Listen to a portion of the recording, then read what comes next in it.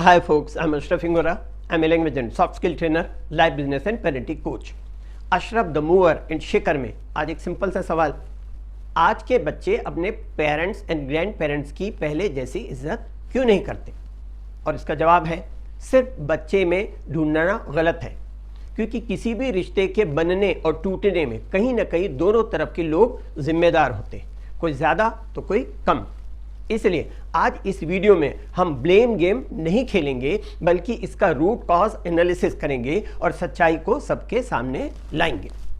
As a life coach मेरी ज़िंदगी का मकसद है लोगों की ज़िंदगी में खुशियां बिखेरना और उनकी परेशानियों का सॉल्यूशन देना। इसलिए चैनल को लाइक, शेयर एंड सब्सक्राइब करें ताकि मेरा हौसला भी बना रहे और इसी तरीके का मैं वीडियो आप लोगों को पेश करता रहूं। एक वक्त था जब माँ बाप के सामने ऊंची आवाज में बोलने की कल्पना भी नहीं की जा सकती थी। इसे गलत और बदतमीजी माना जाता था। और आज don't interfere in my life, मेरी जिंदगी में दखलंदाजी मत करो, ये कहना बच्चों के लिए आम बात हो गई है। अब सवाल यह है कि गलती किसकी? पहले का दौर और उसकी परवरिश, इसको देखें। पहले माँ बाप का बच्चों पर अधिकार था और वो बच्चे को रहनुमा मतलब मार्गदर्शक, उनके गाइड थे। ग्रैंड पेरेंट्स एक्सपीरियंस का खजाना थे। पहले जॉइंट फैमिलीज हुआ करती थी, घर के बुजुर्ग सर्वे सर्वा होते थे। अगर 4 बेटे थे और चारों कमाकर जो भी लाते थे वो घर के बुजुर्ग के हाथों में दिया जाता था। परिवार चलाने की जिम्मेदारी घर के बुजुर्गों की होती थी। घर में जो भी आता था चारों बेटों के परिवार को उनकी कमाई के हिसाब से नहीं बल्कि बराबर बराबर दिया जाता था। वैल्यू सिस्टम था।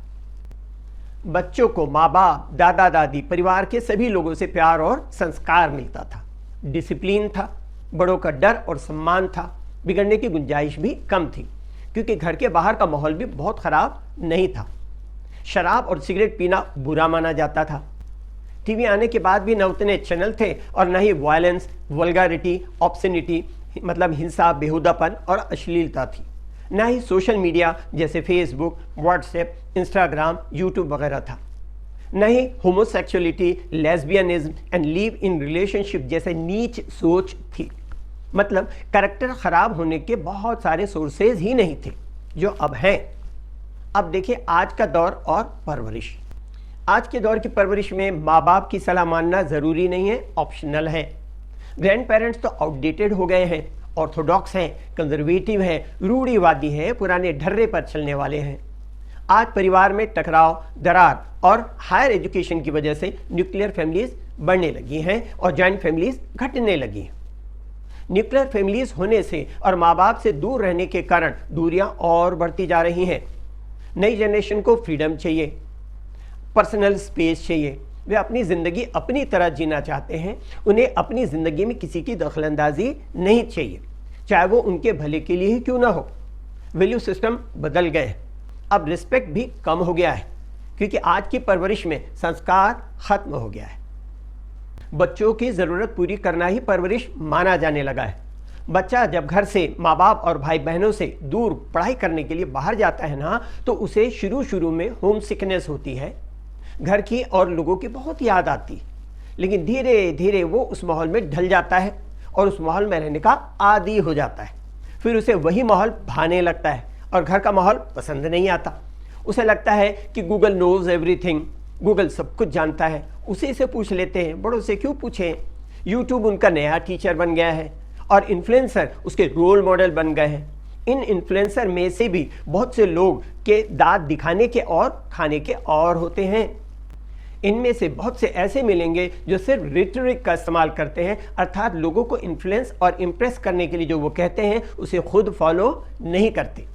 अंजाम यह होता है कि बच्चे आपको क्या पता इस सिंड्रोम से पीड़ित हो जाते हैं। उन्हें माँ बाप का एक्सपीरियंस इररिलेवेंट अर्थात बेमतलब लगता है। लेकिन याद रखें, नॉलेज बढ़ने से विजडम नहीं बढ़ती। विजडम तजुर्बे से आती है और तजुर्बा उम्र बढ़ने के साथ साथ बढ़ता जाता है। पहले अथॉरिटेटिव पेरेंटिंग होती थी। पेरेंट्स का बच्चों पर अधिकार था, जिसमें पेरेंट्स बच्चों को प्यार और सहयोग देते थे, लेकिन स्पष्ट नियम और सीमाएं भी थीं। लेकिन अब फ्रेंडली पेरेंटिंग या ओवर इंडल्जेंट पेरेंटिंग होने लगी है। कोई बाउंड्रीज नहीं है। बच्चों को बहुत ज़्यादा छूट और फ्रीडम होती है। उनकी लगभग हर मांग पूरी की जाती है। ऐसे बच्चों में self control and social skill की कमी होती है। आज के पेरेंट्स फ्रेंड्स बनना चाहते हैं। फ्रेंड बनना गलत नहीं है, लेकिन फ्रेंड बनने के चक्कर में बाउंड्रीज खत्म हो जाती हैं तो रिस्पेक्ट भी धीरे धीरे खत्म होने लगता है। इसलिए पेरेंट्स और बच्चों के बीच सीमा रेखा होनी चाहिए। पेरेंट्स कहते हैं हमने दुनिया देखी है, बच्चे कहते हैं ये मेरी लाइफ है। इसमें कोई शक नहीं कि पेरेंट्स को अपने बचपन और जवानी का एक्सपीरियंस एंड विजडम है, लेकिन अगर पेरेंट्स और बच्चे अपने अपने एटीट्यूड पर रिजिड रहें, मतलब अड़े रहें, तो सॉल्यूशन नहीं मिल पाएगा। यहाँ समझदारी पेरेंट्स को दिखानी होगी, क्योंकि वो अपने बचपन और जवानी देख चुके हैं और बच्चों से ज़्यादा एक्सपीरियंस भी हैं। इसलिए सॉल्यूशन कॉन्फ्लिक्ट से नहीं बल्कि कम्युनिकेशन से निकलेगा। इसलिए दोनों अपने अपने ईगो को साइड में रखकर रिएक्ट करने की बजाय रिलेट करें। बच्चे भी अपनी लैंग्वेज एंड टोन को कंट्रोल में रखें। गलत वर्ड्स एंड टोन के इस्तेमाल से मैसेज गलत जाता है और इवन बनती हुई बात भी बिगड़ जाती है। पेरेंट्स बड़े हैं और हमेशा बड़े ही रहेंगे, इसलिए वो सम्मान के हकदार हैं। उनका दर्जा हमेशा ऊंचा रहेगा। ये बच्चों को समझना चाहिए और माँ बाप को भी ये समझना चाहिए कि रिस्पेक्ट की डिमांड नहीं की जाती, बल्कि रिस्पेक्ट अर्न की जाती है अपने डीड्स से। एक और वजह है, वह है जनरेशन गैप, जिसकी वजह से माइंडसेट क्लैश होता है। पेरेंट्स स्टेबिलिटी एंड सिक्योरिटी चाहते हैं। उन्हें इस बात का भी एहसास रहता है कि लोग क्या कहेंगे, जबकि यंग जनरेशन को चाहिए पैशन, जुनून। उनकी सोच होती है ईट ड्रिंक एंड मेक मेरी, खाओ पियो और मौज करो। सोशल मीडिया की लत लग गई है, लाइफस्टाइल डिसिप्लिन्ड नहीं है। पेरेंट्स के साथ ईगो क्लैश होता है, कम्युनिकेशन गैप बढ़ता जा रहा है, इमोशनल डिस्टेंस बढ़ती जा रही है। फिर अक्सर बच्चे कहने लगते हैं आप मुझे नहीं समझोगे, ये मेरी अपनी ज़िंदगी है, प्लीज़ इसमें अपनी दखलंदाजी मत करो।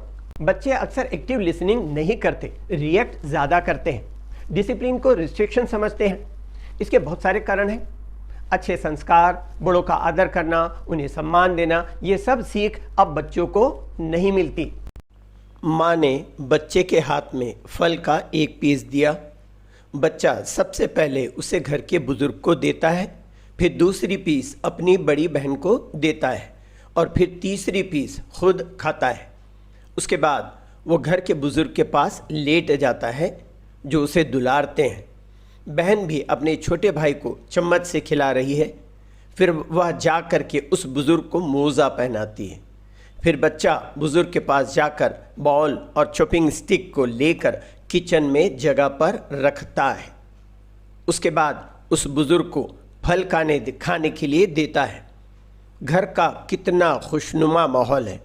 बच्चों की इस तरह की परवरिश से बच्चों में ऑल राउंड डेवलपमेंट होता है। पेरेंट्स और बच्चों के बीच डायलॉग अब मिसिंग है। बच्चे और पेरेंट्स के बीच रिलेशन है, लेकिन कनेक्शन नहीं रहा। बाहर के माहौल का प्रभाव, सोशल मीडिया से मिलने वाले सही गलत इन्फ्लुएंस, हीरो एंड हीरोइन को अपना रोल मॉडल मानना, सही गाइडेंस की कमी, ये सब भी वजह है। पेरेंट्स एंड ग्रैंड पेरेंट्स की भी कुछ गलतियां हैं। कोई भी पेरेंट्स अपने बच्चों की परवरिश उन्हें दी गई परवरिश और अपने अनुभव और अपने खुद के मिजाज अर्थात टेम्परामेंट के अनुसार करते हैं। चूँकि हर माँ बाप का अपने बच्चों की परवरिश करने का अपना अपना तजुर्बा होता है, लेकिन जिस तरह दुनिया में कोई भी इंसान कंप्लीट और परफेक्ट नहीं होता, ना ही उसका व्यक्तित्व कंप्लीट होता है, उसी तरह पेरेंट्स द्वारा दी गई परवरिश में भी कुछ कम या कुछ ज़्यादा कमियां या गलतियां हो जाती हैं। दुनिया में कोई भी परफेक्ट होता ही नहीं है, इसलिए परफेक्शन ढूंढने की कोशिश करोगे तो अकेले रह जाओगे। हर इंसान में कुछ खूबियाँ और कुछ खामियाँ होती हैं, इसलिए उन्हें खूबियों और खामियों के साथ स्वीकार करें, और यह हर तरह के रिलेशनशिप के लिए अनडिनाइबल ट्रुथ है। तभी रिश्तों में गर्मजोशी और अपनापन बना रह सकता है।